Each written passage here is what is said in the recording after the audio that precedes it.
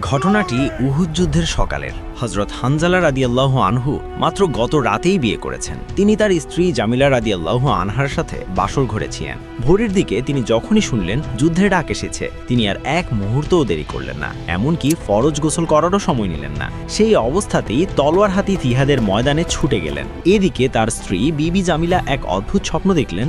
আসমানের দরজা খুলে হানজালা ভেতরে ঢুকলেন, আর অমনি দরজা বন্ধ হয়ে গেল। তিনি বুঝে ফেললেন তার স্বামী আর ফিরবেন না। তিনি তাড়াতাড়ি 4 জন সাক্ষী রেখে বললেন, আপনারা সাক্ষী থাকুন, গত রাতে আমাদের বাসর হয়েছে। তিনি এটা করেছিলেন যাতে ভবিষ্যতে কেউ তার অনাগত সন্তানের পিতৃপরিচয় নিয়ে কোনো কথা তুলতে না পারে, কারণ মদিনায় তখন মুনাফিকদের উৎপাত ছিল।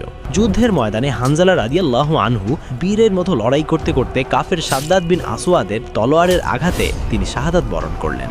যুদ্ধ শেষে সাহাবীরা অবাক হয়ে দেখলেন হানজালার শরীর থেকে পানি চমকে পড়ছে, আর তার চুলগুলো ভেজা, অথচ আশেপাশে কোথাও পানি ছিল না।